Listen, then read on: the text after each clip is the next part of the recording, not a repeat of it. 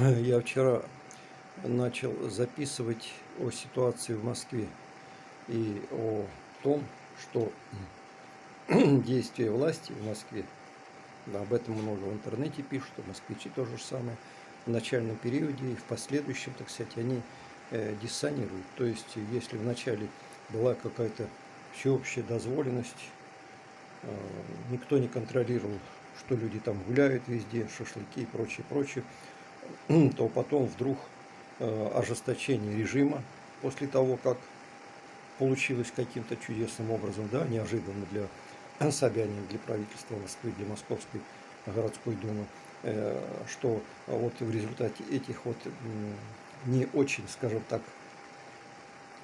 не очень-то контролируемого поведения, не очень-то четкой работы власти и органов власти в Москве появилось большое количество больных коронавирусом. И вот сразу вся страна становится на уши, сразу начинают приниматься чрезвычайные меры. Тут и вводятся электронные цифровые пропуска в Москве. Система распознавания лиц, так сказать, начинает активно работать, естественно, и привязка электронных средств твоих личных, айфона, допустим, к общей системе в Москве. Я деталей не знаю, как это возможно использовать, но специалисты комментируют, что это создает возможности для тотального контроля. Допустим, и даже распознавание затем в толпе. Дрон запустил, и он сразу же определит по точечкам, так сказать, твоих гаджетов, кто где находится, в каком месте. Сейчас-то все это было запущено для получения электронных паспортов. Здесь же Собянин выступает с таким предложением, как говорится, с неожиданным. В 21 регионе ввести такие же электронные пропуска, то есть и эти регионы завязать в одну систему. Здесь же закон, наверное, будет предлагаться, правительство сейчас рассматривает вопрос об изменениях в положении об МВД, когда будет разрешаться очень многое, так сказать, и окружать здания, обыскивать и взламывать автомобили, и облегчается, так сказать, возможность применения в случае необходимости, я примерно так трактую, как написано, оружия полицейскими, и меньше будет, соответственно, так сказать, за это отвечать полицейский. Сейчас действительно по фильму посмотришь, там куча объяснений, если он применил оружие, да еще, не дай бог, кто-то от этого погиб. Но тут объяснение какое. Эксперты говорят, что, мол, эти такие меры неожиданные, как говорится, приняты в результате того, что вот мало законопослушных москвичей. Сегодня только что вот аж удивился, и поэтому запись делаю. Включаю телевизор, Собянин вещает.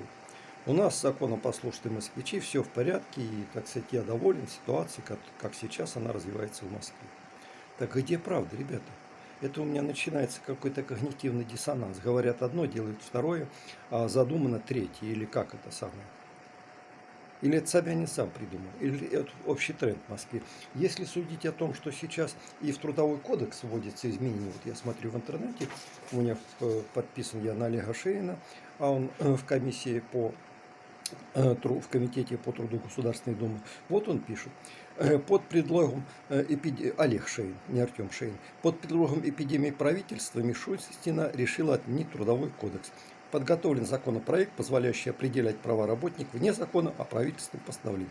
Такого нет и не было ни в одной стране мира. И таким образом федеральный закон о чрезвычайных ситуациях, мы тут говорим, почему не применяется. Применяется. Вот, пожалуйста. Внести изменения в законодательный акт. Часть 1 статьи 17 федерального закона дополнить пунктом 5. Установление особенностей правового регулирования трудовых отношений и иных непосредственно связанных с ними отношений. Это ли не чрезвычайная ситуация? Но только она принимается не в отношении того, чтобы людей всемирно поддерживать, а для того, чтобы правительство, естественно, под давлением работодателей, а работодатели мы знаем, кто у нас, те, кто формирует бюджет, это не малый бизнес. У нас там копейки процентов, как говорится, поддерживается таким образом, чтобы не набрал малый бизнес большого количества веса в экономике. Я так вот сам занимался долго малым бизнесом. Душили изо всех сил. И сейчас тоже только громко говорят об этом деле. Конечно, малый бизнес разный бывает.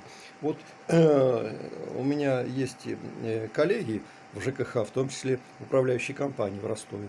И вот на странице «Активный гражданин», на странице ЖКХ в онлайне пишут они, что в Ростов приходят представители организаций, которые входят в организацию, защищающую интересы малого бизнеса в России, называется «Опора России», символическое название, да? Так вот, члены этой организации пытаются рейдерскими, участники этой организации, занимающиеся вопросами управления домами, фактически рейдерскими методами действуют в Ростове и пытаются выжить местные управляющие компании.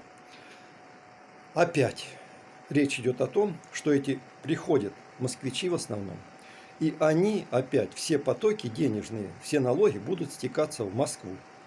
Вот я спрашиваю господина Собянина. Получается у нас таким образом, что Москва чихнет, а здравия желаю, вся Россия должна вот так вот под козырек и вытирать нос тем, кто чихает, да?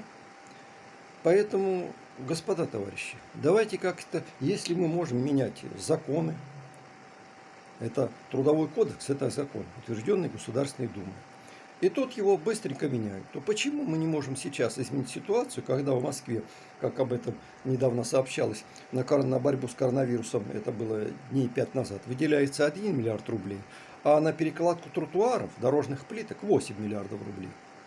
Так отдайте нам в страну. И не надо стягивать. Собянин так красиво говорит, что сейчас в Москве вот у нас с медиками все в порядке и так далее и тому подобное. Вы давно уже, господин Собянин, оголили всю страну, стянув к себе медиков. То есть москвичи, вы там оптимизировали, закрыли десятки клиник, закрыли десятки больниц, десятки тысяч уволено врачей местных, оптимизировали за счет того, что приехали со стороны люди, от нас, от регионов. И сейчас у вас все хорошо, прекрасная маркиза, вы все в шоколаде. Может быть, все-таки подать пример всей стране и подать пример и тем, чтобы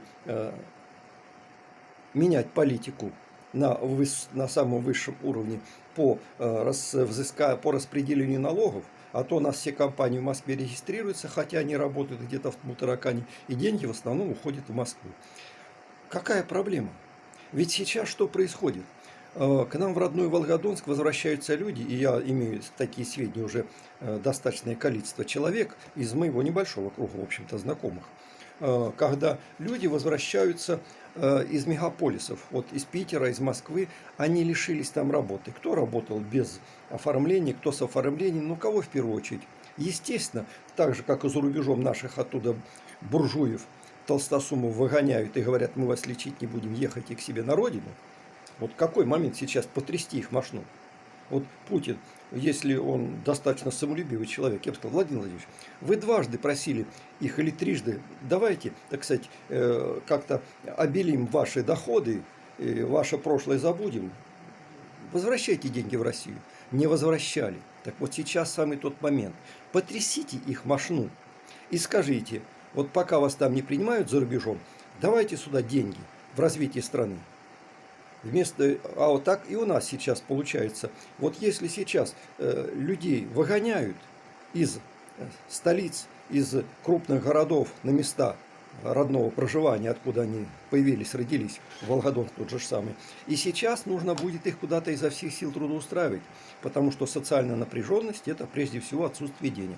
Свобода начинается там, когда мозги работают не только лишь на себя, но и на общественные потребности, когда есть деньги для того, чтобы удовлетворить естественные потребности. Вот как передо мной в мысли наставления Серафима Саровского, он говорит о том, что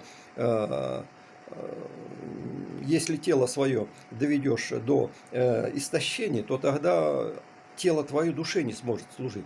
Поэтому святые люди, те они по-другому, конечно, жили. Но мы-то грешные живем чем? Чтобы наше тело было поддержано материально, а затем и дух у нас может быть. Нас все время держит на грани, как говорится, между телом и духом, чтобы душа не рассталась с телом. Поэтому я и говорю, давайте как-то все-таки сейчас, если можно вот это вот в Трудовой кодекс внести, я распечатал страницу, переписке с Олегом Шейным, депутатом Государственной Думы от Астраханской области, членом комитета по труду Государственной Думы. Если сейчас такие изменения вносятся, кардинальнейшие, правительство начинает решать вместо Государственной Думы по Трудовому кодексу, который выстрадан, за который споры велись, и это действительно основной закон, который определяет хоть хилое, шаткое, но определенное положение трудящихся в борьбе за свои права с эксплуататором. Называем вещи своими именами. У нас бизнес достаточно дикий. Так вот, почему нельзя другие законы менять в пользу народа? Вот я чему удивляюсь. И тут еще маленькая ремарочка. Вот передо мной сейчас моя переписка с госпожой Ткаченко Людмилой Гариной, главе города Волгодонска, председателю городской думы. И я вот пишу, что неоднократно высказывался, что надо в каждом избирательном округе создавать активные штабы, у нас микрорайоны традиционные, по борьбе с коронавирусом и его последствиями. Вот на улице 30 лет цыганка торгует предметами, как говорится, самые первые необходимые, очками, трусами и так далее, майками. Без маски, документы есть или нет, вообще не знаю. Торгуется какой-то там раскладушки. Тут же торговцы, кто в масках, а кого не видел ни разу. Это так мы боремся с коронавирусом, а вот малый бизнес и так далее и тому подобное. А вот малый бизнес вздыхает и не может получить кредит, как президент решил. А вот не выплачивают пособие в 12 700 и так далее. Что имею в ответ от главы города, председателя городума Волгодонска Ткаченко? Сидите дома и не задавайте лишних вопросов. Вот с самого начала она что пишет. Первое лицо страны и все специалисты-эпидемиологи просят всех нас и вас, в том числе одного, быть дома. Но вы хотите самостоятельно контролировать, организовывать, помогать. Если выполнить одну простую до нельзя просьбу, вы лично не способны, так как о помощи обществу идет речь. Результат работы штабов и специальных служб виден по статистике. Волгодон сегодня без заболевших. Но тут бы я согласился скорее с министром здравоохранения Быковской, которая приезжала где-то числа 12 апреля и делала очень критические замечания. И тот же депутат от «Единой России», кстати, она член «Единой России», эта дама, Брагин Владимир, публиковал отзыв о том, что мы неправильно себя ведем, то есть слишком тоже гуляем и так далее, и так далее. А где же результат работы наших специальных служб, о чем Людмила Гарина Ткаченко говорит? То есть там министр говорит, что мы гуляем и вот плохо контролируется ситуация.